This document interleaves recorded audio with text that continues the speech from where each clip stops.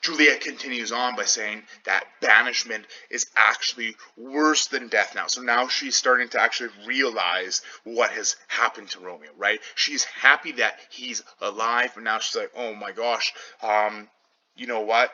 It's actually worse than Tybalt dying 10,000 times. Tybalt's death was woe enough if it had ended there. You know what? She is saying, you know what? It is bad. I am sad that Tybalt is dead. It would have been terrible if that was the only thing that happened. Or if sour woe delights in fellowship and needly be ranked with other griefs. So pain begots pain. With sadness comes more sadness, right? It's like opening the floodgates.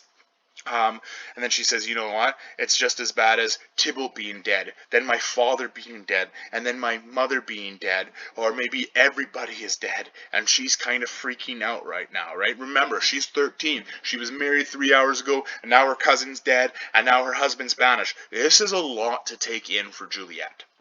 And then she says, Romeo is banished to speak that word. Is father, mother, Tybalt, Romeo, Juliet, all slain, all dead. Romeo is banished.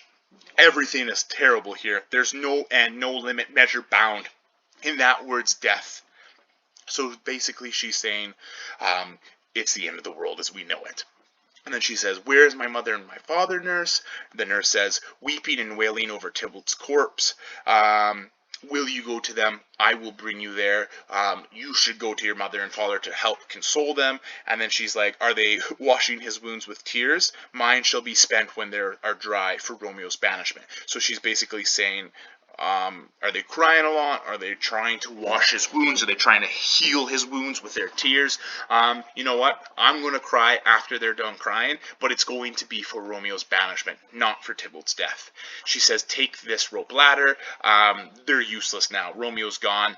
I don't need them. Both you and I, from Romeo is exiled. He made you for a highway to my bed, but I am made, die maid and widowed. So basically, she says here, she's going to die a virgin, and she's going to die a widow. So Juliet is content for her own life to end if she cannot see Romeo, right? Remember, she was willing to get into the coffin with Romeo if Romeo was dead.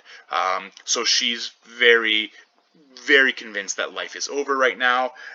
She says, you know what, I'm going to go to my wedding bed, and death, not Romeo, can take my virginity. So she's very still symbolizing love and death here. They're going hand in hand. And then the nurse says, you know what, go to your bedroom, go to your chamber. I'll find Romeo. I'm going to get him to come to you. He's going to comfort you. I know where he is. Okay, he still is in Verona. He still has a little time before he has to be, or he's still got a little bit of time before he's going to leave, right? Obviously, if the prince caught him, it wouldn't be a good thing now, but Romeo's still holding out hope that he can see Juliet as well. He is at Friar Lawrence's cell that we learn, and Romeo will be here tonight. Juliet says, oh my gosh, yay! She gives the nurse a ring and says, go find him, give this ring to my true knight, and bid him come to take his last farewell. Basically, I need one last goodbye. So there is a wave of emotions from Juliet. She has some very high highs at the beginning, and then she gets really low, saying she's even content with her life being over, and now she seems to find some middle ground here. And we're going to see what happens with their meeting later on tonight.